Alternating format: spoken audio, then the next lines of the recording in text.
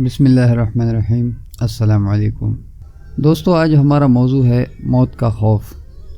موت کا خوف ہر کسی کو ہوتا ہے، لیکن کچھ لوگوں کو موت کا خوف اتنے حد تک بڑھ جاتا ہے کہ ان کی زندگی بے حد بے چین اور بے سکون ہو جاتی ہے، اور وہ ہر وقت پریشان رہتے ہیں اور اسی تجسس میں رہتے ہیں کہ کہیں میں مر نہ جاؤں، کہیں مجھے کچھ ہو نہ جائے۔ اگر مجھے کچھ ہو گیا تو کیا ہوگا میرے گھر والوں کو، میرے کاروبار کو، کیا ہوگا میرے ساتھ میرے موت کے بعد؟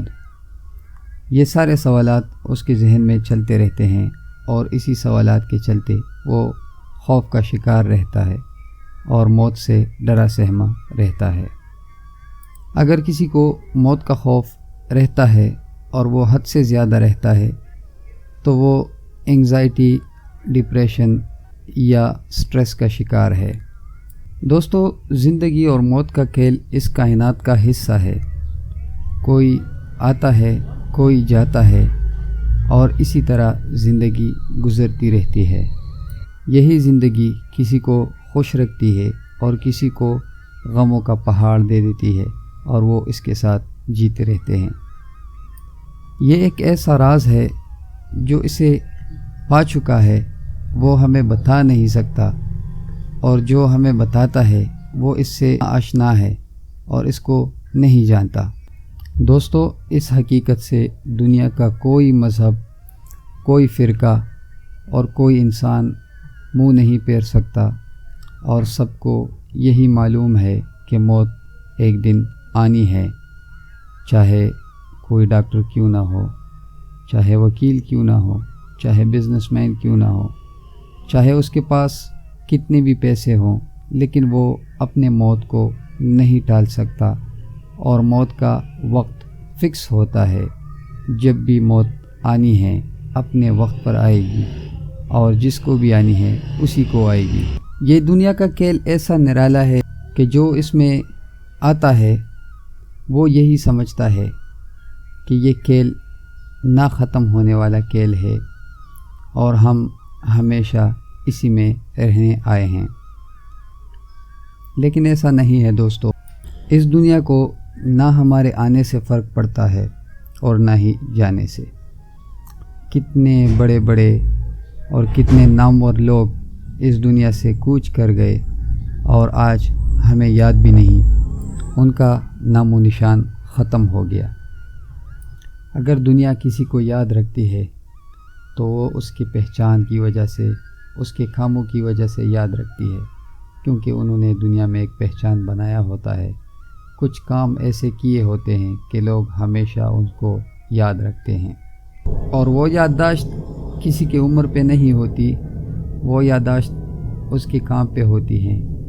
ہمارے پاس کئی مثالیں ہیں ایسے لوگوں کی جو 10 سال کی عمر میں اس دنیا سے گئے ہیں، لیکن اپنے 10 سال ایسے گزار کر گئے ہیں کہ انہوں نے اس 10 سالوں میں کچھ سال اس دنیا کے لیے کچھ ایسا کیا ہوتا ہے کہ آج تک ہم یاد رکھتے ہیں۔ دوستو، ہمارے ہونے نہ ہونے سے کسی کو کوئی فرق نہیں پڑتا۔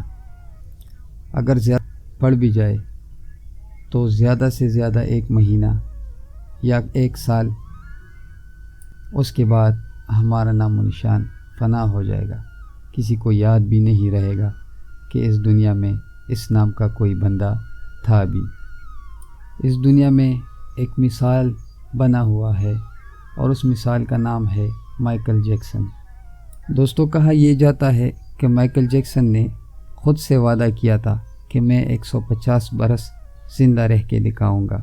اس نے جدید سائنس کے ذریعے اپنے کالے رنگ کو گورا تو کر لیا تھا، لیکن جو خواہش اس نے اپنی زندگی کے بارے میں رکھی تھی وہ اس کی خواہش ہی رہ گئی۔ مائیکل جیکسن ایک امیر انسان تھا، اور اس نے اپنے لیے ڈاکٹروں کی ایک ٹیم رکھی ہوئی تھی جو 24 گھنٹے اس کے خیال رکھنے میں مصروف رہتے تھے۔ مائیکل جیکسن کا کھانا پینا لیبارٹری سے سینیٹائز ہو کر آتا تھا۔ اس کی زندگی کا ہر پل ڈاکٹر کے مشورے کے ساتھ گزرتا تھا۔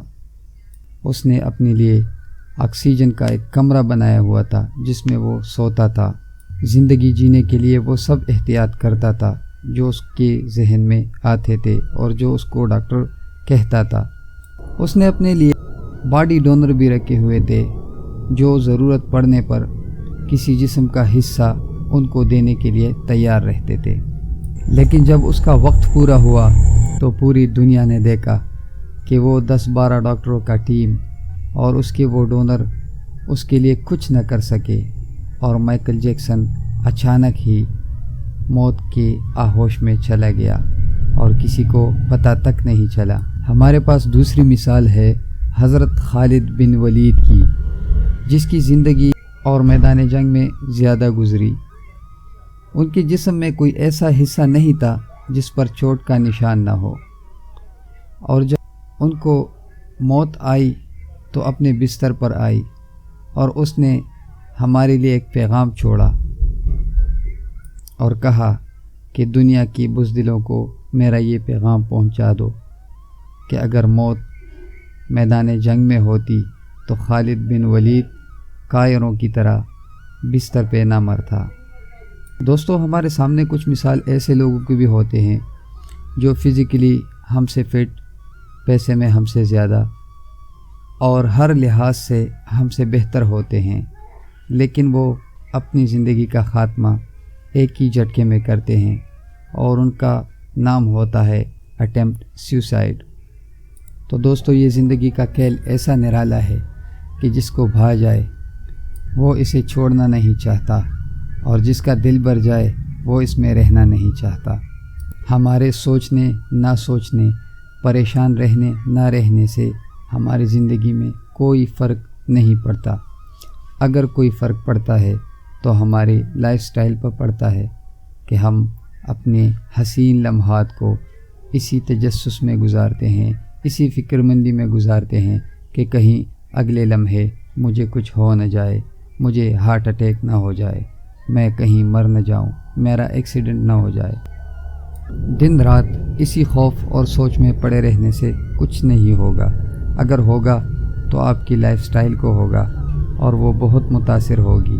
کچھ حسین لمحات آپ مس کر جائیں گے، کچھ خوشیاں جو آپ کے سامنے پڑی ہے آپ اسے مس کر جائیں گے، اور یہ زندگی ایسے ہی گزرتی رہے گی۔ اور دوستو، جب وقت پورا ہوتا ہے تو دل کے ڈاکٹر کو اپنے ہی اسپتال میں کارڈیو وارڈ میں ہارٹ اٹیک پڑ جاتا ہے اور وہ موت کا شکار ہو جاتا ہے۔